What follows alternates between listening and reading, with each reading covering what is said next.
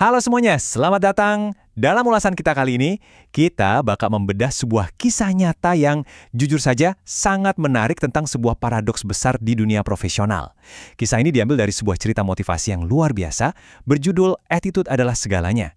Hari ini kita akan melihat bareng-bareng gimana seseorang yang super brilian, punya nilai akademis yang nyaris sempurna, dan lulusan kampus ternama, pada akhirnya malah nggak bisa dipekerjakan oleh siapapun. Nol besar. Ini adalah cerita nyata tentang bagaimana kecerdasan otak yang luar biasa justru bisa jadi bumerang yang menghancurkan karir kalau nggak dibarengi dengan fondasi etika yang benar. Mari kita mulai. Oke, hari kita selami ini. Coba bayangkan situasi ini sebentar. Anda adalah lulusan terbaik. Anda punya resume yang dijamin bakal bikin iri siapa saja. Dengan rasa percaya diri yang selangit, Anda mulai melamar ke berbagai perusahaan raksasa di Paris.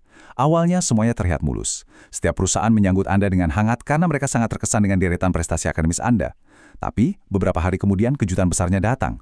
Satu persatu perusahaan itu menolak lamaran Anda, semuanya, tanpa terkecuali. Pertanyaannya, kenapa lulusan sekeren ini tiba-tiba ditolak mentah-mentah di menit-menit terakhir? Nah, inilah misteri utama yang bakal kita pecahkan sama-sama di ulasan ini. Bagian 1, lulusan terbaik yang tertolak. Mari kita lihat awal mula perjalanan akademisnya, yang kelihatannya sih sempurna banget tanpa celah. Nah, yang paling menarik dari garis waktu perjalanannya adalah melihat bagaimana masa lalu yang kelihatannya sepele, diam-diam menghancurkan masa depan yang cerah. Ceritanya dimulai 12 tahun yang lalu, saat seorang wanita muda merantau ke Perancis dengan penuh harapan. Di atas kertas, dia ini punya segalanya. Tapi beberapa bulan kemudian, dia mulai menemukan dan memanfaatkan celah di sistem transportasi lokal. 4 tahun berlalu, dia merasa dunia ada di tangannya saat lulus dengan nilai yang sangat membanggakan.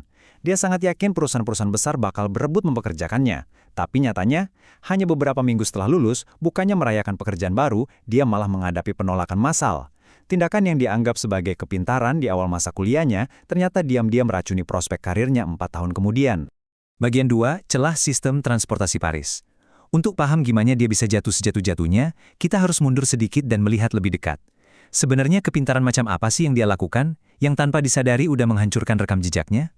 Jadi ceritanya, pas pertama kali tiba di Prancis, wanita ini menyadari sebuah peluang. Sistem transportasi di sana itu pakai metode layanan mandiri. Anda beli tiket sendiri di mesin, dan jarang banget ada petugas yang ngecek tiket itu. Pemeriksaan acak hampir nggak pernah ada. Lalu apa pembenarannya? Dia bilang ke dirinya sendiri, saya kan mahasiswa miskin, kalau bisa ngirit ya saya harus ngirit dong. Dengan kelihayannya, dia mulai sering naik transportasi umum tanpa bayar. Dan yang paling ironis, dia malah merasa bangga karena ngerasa pinter bisa mengakali sistem tersebut. Dia sama sekali nggak sadar kalau dia lagi menggali kuburannya sendiri. 3. Angka ini penting banget. Tolong diingat ya. Ini bukan cuma soal berapa kali dia iseng nyelinap masuk kereta. Ini adalah jumlah pasti berapa kali pelanggarannya tertangkap basah oleh petugas. Dan, yang paling fatal, tercatat secara resmi di dalam database nasional. Yap, 3 sanksi resmi karena nggak bayar tiket. Bagian 3, konfrontasi di ruang manajer. Mari kita kembali ke masa kini, di mana semua penolakan itu berujung pada sebuah konfrontasi yang sangat memanas.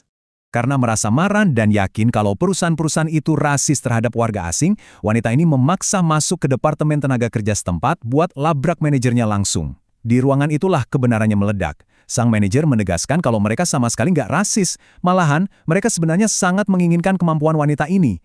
Tapi, mereka melihat catatan 3 sanksi di database nasional. Dan tahu nggak respon wanita ini? Mengejutkan banget. Dengan nada yang agak meremehkan, dia jawab, "Oh, waktu itu kan cuma gara-gara nggak ada uang receh aja. Lagian itu bukan kesalahan fatal kan? Kenapa harus seserius ini sih? Lain kali saya perbaiki juga bisa." Wah, dari kutipan ini aja kelihatan banget kan, gimana dia benar-benar menyepelekan pelanggaran etikanya sendiri. Dia menganggap nipu-nipu kecil itu hal remeh yang bisa dimaafkan begitu saja. Mendengar alasan yang super naif itu, sang manajer langsung memberikan bantahan yang sangat tajam. "Jangan anggap kami bodoh," katanya. "Kami yakin Anda sudah melakukan penipuan ini ratusan kali sebelum akhirnya ketahuan." Manajer itu membongkar sebuah fakta telak. Pelanggaran pertamanya terjadi di minggu pertama dia tiba di Perancis. Saat itu petugas memaafkannya karena mengira dia turis yang belum paham sistem. Tapi fakta bahwa dia ketahuan lagi dan lagi setelah itu, itu membuktikan kalau ini bukan soal ketidaktahuan, melainkan niat yang memang sengaja dari awal. Bagian 4, 2 bukti hilangnya kepercayaan. Manajer ini kemudian membeberkan argumen yang sangat brilian dan tak terbantahkan soal kenapa kandidat jenius ini sama sekali nggak layak dipekerjakan dimanapun. Jadi, poin krusialnya adalah ada 2 kesimpulan fatal yang diambil oleh manajer tersebut soal karakternya. Pertama, tindakannya ini membuktikan kalau dia menolak untuk ikut aturan. Dia sengaja pakai kepintarannya untuk nyari celah di dalam sistem, cuma demi keuntungan pribadinya sendiri. Kedua, dan ini yang paling menghancurkan karirnya, hal itu membuktikan kalau dia sama sekali nggak bisa dipercaya. Dia nggak punya integritas paling dasar yang wajib dimiliki oleh seorang profesional. Manajer itu kemudian ngasih analogi logis yang luar biasa cerdas. Dia membandingkan lingkungan kerja perusahaan dengan sistem transportasi tadi. Di banyak perusahaan di Eropa, budaya kerja itu sangat mengandalkan kepercayaan. Kalau Anda dikasih tanggung jawab untuk pegang penjualan di suatu wilayah, Anda bakal dikasih otonomi dan kebebasan penuh.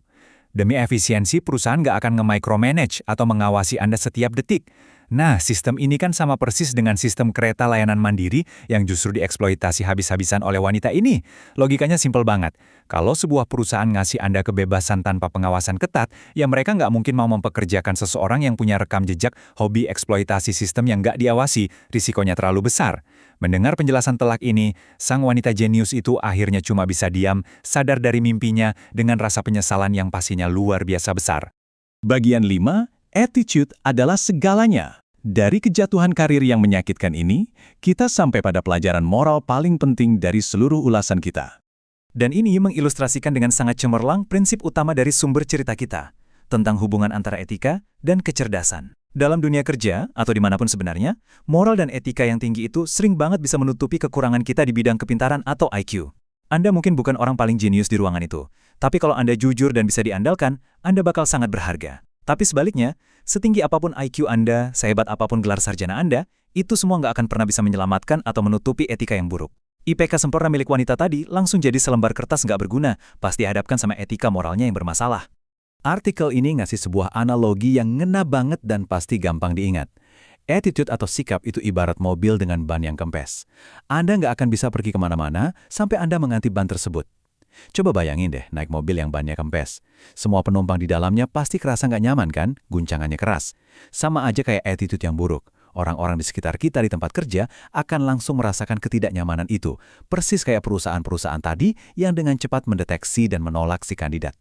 Hal ini membawa kita pada sebuah pertanyaan penting untuk direnungkan. Keberhasilan apapun yang ingin kita capai pasti bermula dari satu fondasi dasar, attitude kita. Jadi, sebelum Anda terus tancap gas dan melaju lebih jauh dalam karir Anda sendiri, coba tanyakan ke diri Anda, gimana sih kondisi tekanan ban Anda hari ini? Apakah integritas Anda sudah terisi penuh? Ataukah tanpa sadar ada kebocoran kecil yang perlahan-lahan lagi menyabotase perjalanan masa depan Anda? Pastikan Anda terus merawat kendaraan Anda dengan baik. Terima kasih sudah bergabung di pembahasan yang penuh wawasan ini, dan sampai jumpa di ulasan menarik kita berikutnya.